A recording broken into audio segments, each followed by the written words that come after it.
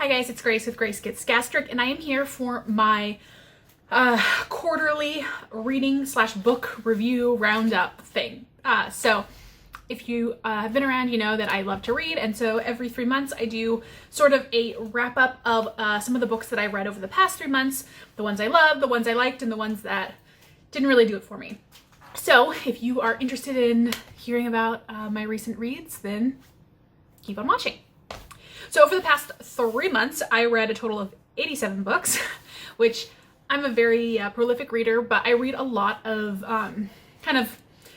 romance novels that don't really require much brain space and that I can get through pretty quickly. So I read 59 romance novels, and that puts my total for the year so far. So over the past 6 months, I've read 151 books, and I have read 8 Pulitzer Prize winners. So I am doing a challenge where I'm trying to read all of the Pulitzer Prize winners. I think there are currently 92 of them, and I have read not quite 2/3. I'm close. So my goal was to read at least 12 this year. I'm actually a little ahead of schedule with having read 8 so far. So let's get started with the books that I read these past few months. Obviously, I'm not going to talk about all of them because we would be here for a very long time, so I've just kind of condensed and picked a few of the standouts. So the first category we have is great. So these are the books that I really loved. And the first is How to Be a Conscious Eater by Sophie Egan. And I really, really enjoyed this. This was a great, again, if you've been watching my channel, you know that I have been working towards thinking about, trying to reduce my consumption of animal products. This was a big part of that decision. I've been thinking about it for a long time, but this was just a really well put together book, talking about basically how to eat in a way that is good for the earth, that is good for animals, and that is good for you. And so I just thought it was written in a very clear, easy to define, easy to understand way, and I really liked it. So I definitely highly recommend. The next is Empire Falls by Richard Russo, and this is a Pulitzer Prize winner. And I honestly wasn't expecting to enjoy it that much, just based on the summary. It kind of seemed boring, but I actually thought it was really quite interesting. One of my biggest critiques about a lot of the Pulitzer Prize winners is that they're often quite depressing. They're sort of like, there's almost this requirement of the great American novel that it has to be like just about the futileness of life and that like nobody is actually happy or satisfied. And so it just gets to be a little bit, I don't know, boring and depressing. And so this had kind of aspects of that, but in a way that, I don't know, I thought was really interesting. I found the characters compelling, and it's a longer book, but I really rushed through it. So I would definitely recommend. Next, we have How to Be an Antiracist by Ibram X. Kendi. And I read this actually at the beginning of the quarter, I think back in April. Yeah, like right in the beginning of April. And thought it was fantastic. It's been on my list for a while. Again, if you have been watching these reading roundups, you know that I have been reading quite a lot on just various, particularly various marginalized groups to just further my understanding. Really passionate about social justice issues, and so I've been reading quite a lot about race and racism, and I thought that Kendi's book was really great in that it emphasizes the fact that it is not enough to think that you are not racist. If you actually want to be a good ally, you need to be actively anti-racist. And that is not, that requires action. And so he kind of goes through, racist thought, non-racist thought, anti-racist thought, and just sort of the differences. And I just thought it was really well laid out, very clear. And I actually thought, all of the books that I've read by various Black authors on the subject of racism have been quite respectful, but this one clearly felt like it was being written for white people in like he was definitely calling you to action, but I think was perhaps a little bit less I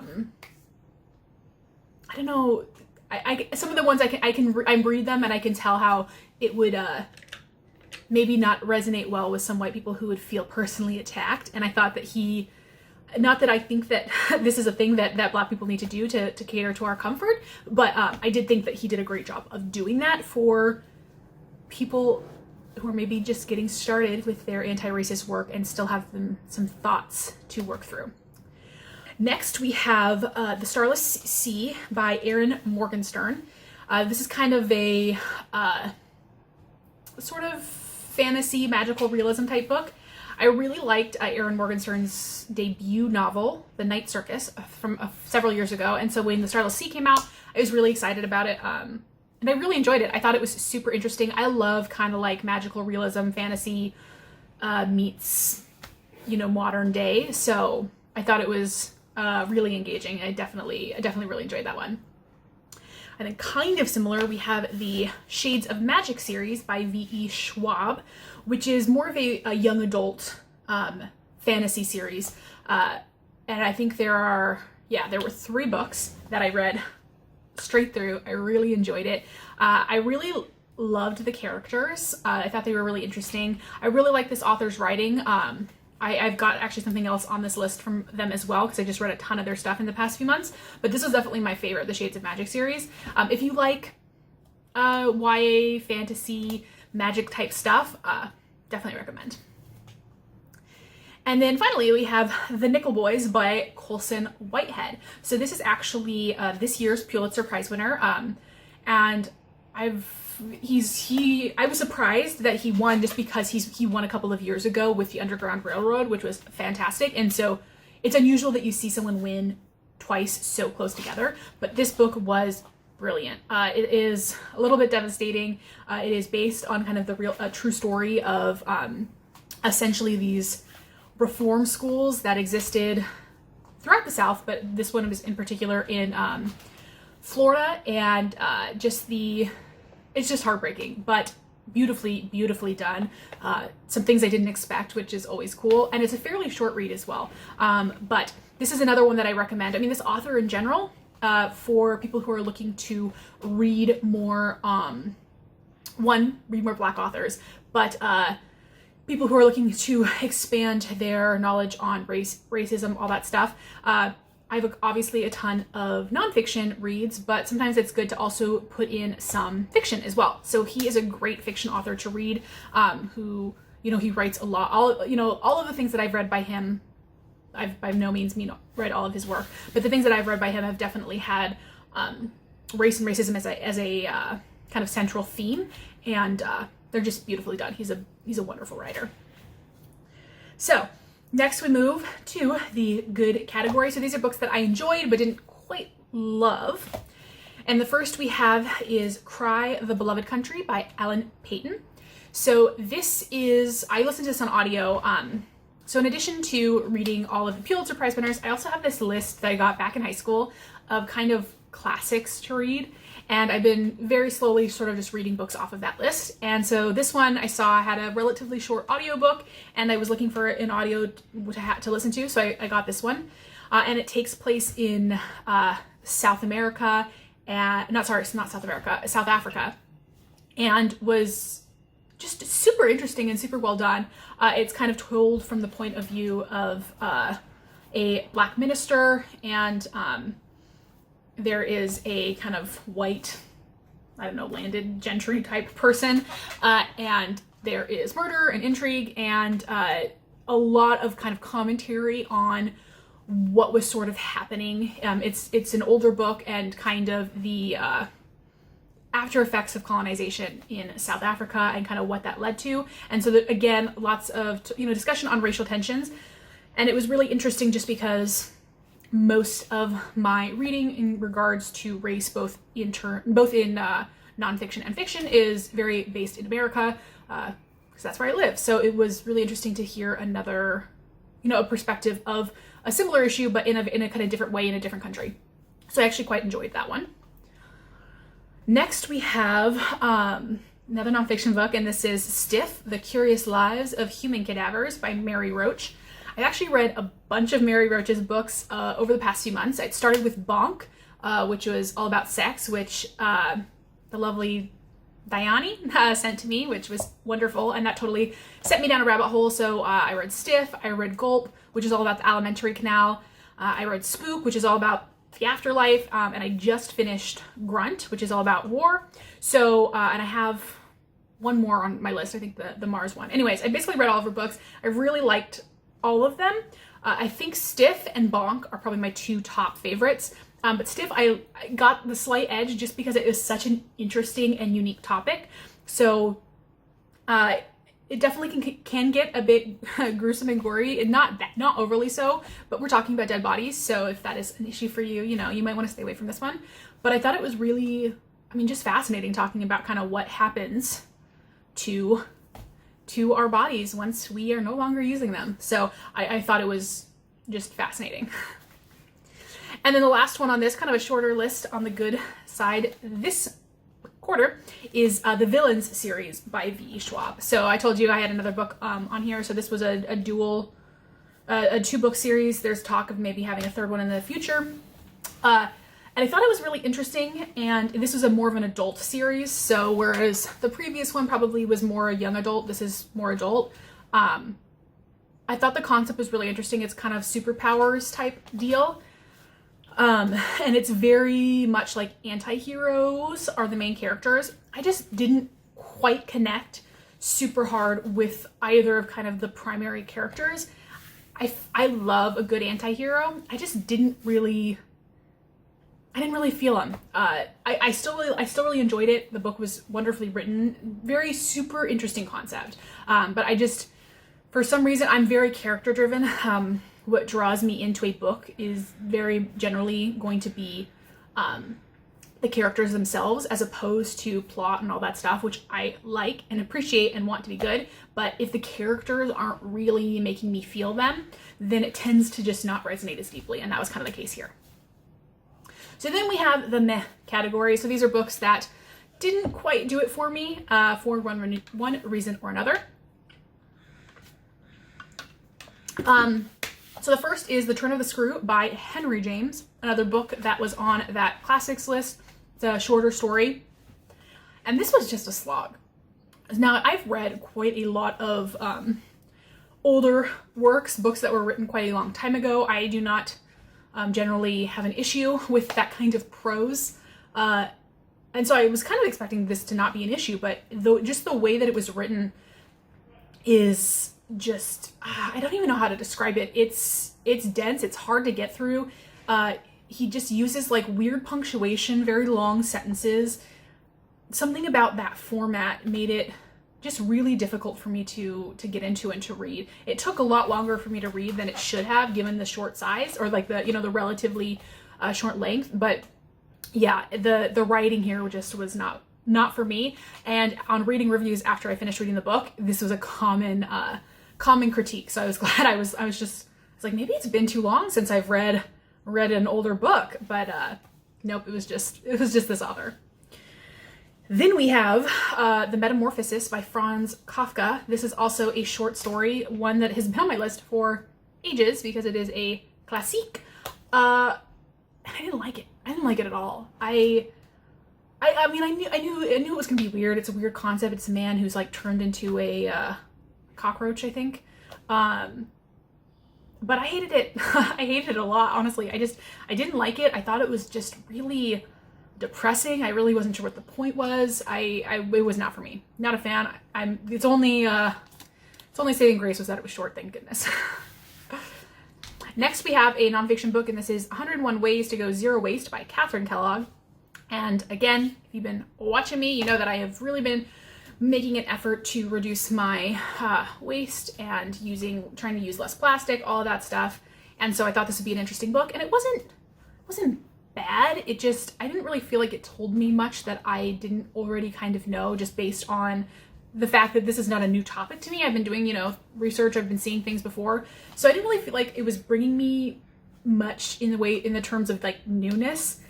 And there was just something about some of the tone of it. I mean, it wasn't like a bad tone. It's just part of something you need to be aware of, I think, when you are writing on these topics, is that it is quite a privileged thing to be able to do, to be able to live a life with minimal waste, and to be able, it's expensive, and you can pretend it's not, but it is. It's expensive, and it is not only in terms of money, but in terms of time and effort. And it's something that not everybody has. And so I think it can be off-putting for some people because some of these, you know, zero waste people come off quite, I don't know, self-important and a little bit condescending sometimes. And I didn't necessarily think it was terrible throughout, but I did feel like there was maybe a lack. It felt like there was a lack of awareness that this is not something that is necessarily practicable for everybody. And I wish maybe there was like a little bit more nuance or acknowledgement of that, but that might have just been my own thing. Next we have a book I actually didn't even finish, which is pretty unusual for me. And usually I don't even put those on here, but I had to mention it. And this is Infinity Sun by Adam Silvera. So he is an author. I actually haven't read any of his other books, but I have a bunch of them on my TBR list. And he is really well known for writing kind of young adult or new adult type books, particularly with LGBTQ plus characters. And this was his first foray into the sort of fantasy realm. And again, if you've seen these vast videos, you know that I love a good queer fantasy book. And that's how I found this book. I found it on like a list of fantasy books with, you know, a main character who is on the LGBT plus spectrum. So I decided to give this a read because I'd also been wanting to read a book by him. And I was like, oh, this is a perfect mashup. And it was god awful. I couldn't finish it. And again, that's unusual. I want to say I made it about a third of the way through. And it was one of those things like I could have made myself finish it, but I was at a point where I was like, I'm not enjoying this. And the things that I wasn't enjoying, I went and read some reviews, and by all accounts, they actually just got worse. So it's like, if I know that the things that I already don't like are just going to get worse, then it was just a very weird, convoluted plot. The characters weren't particularly likable. Lots of like POV skipping around. And like there was no world building. You're just kind of thrown into this world. And one of my pet peeves is when authors, world building is so important, especially for fantasy. And if you are going to set a fantasy book in the modern world, but then have like fantasy elements, I feel like people do, it's lazy. I feel like people do it because they think it's easier, but it's actually not. Because when I'm reading about New York, modern day New York, I know what, you know, I have an idea of what modern day New York is. And so if you're now saying it's modern day New York, but everyone is aware of magic, and then you use all these weird new terms, you have to explain this to me because I already have my normal modern day New York narrative in my head. And I don't know, it was just it's not well done. I was actually shocked that it was so bad just because he is a quite well-known and established author. And it felt strange to me that he would have been able to get this book past people because and the reviews were terrible as well, and I kind of ignored them, and I was like, I'm just gonna give it a chance, and then I was like, nope. Next we have Breathing Lessons by Ann Tyler. This is a Pulitzer Prize winner, and it was, of course, wonderfully written. And I think so the big reason I didn't like it is it all takes place in one day, and it has this character, or they have these characters. It kind of takes you through just a day of their life, and it's very kind of like small town family. It's incredibly realistic. Like you know these people. The problem was that the main character was someone who I know and I cannot stand. I know people like this, and it makes me want to like fully throttle them. Having to spend this book with this person, I was like, I would rather die. So on the one hand, it is a testament to how wonderful this book is in terms of its quality and its writing, because it just so perfectly captures this nuanced characters' relationships. It's beautifully done. But for me personally, because the main character was somebody who was so realistic and who I so loathed, it made it very difficult for me to enjoy it. But obviously different people's mileage will vary based on what you personally can stand in a human being. And so on the one hand, I recommend it just because it was wonderfully done. On the other hand, wow, that person. And then the last book on the meh list is another Pulitzer Prize winner, and this was All the King's Men by Robert Penn Warren. And this book was just boring to me. It wasn't, you know, it was one of those things, again, a little bit bleak. Didn't really like the characters much. Didn't really like the story. I just found it boring. It was quite a slog. It was long. So you know, it just didn't, it didn't do it for me. I thought it was meh, but you know, it's a Pulitzer Prize winner, so what do I know? All right, guys, so that is kind of all I had for today. All of my, not all of them, but a selection of my recent reads and what I thought of them. Let me know if you've read any of these books and what you thought of them in the comment section down below. Also, let me know what you've been reading lately. If there's anything that you love, anything you'd recommend. I don't know. I know that I've certainly been doing a lot more reading since the quarantine stuff started. So it's been, you know, I'm always looking for new books to add to my list, though the list never seems to get any shorter, that's for sure. Anyways, you guys, thank you so much for watching. I love you all so much, and I will talk to you all very soon.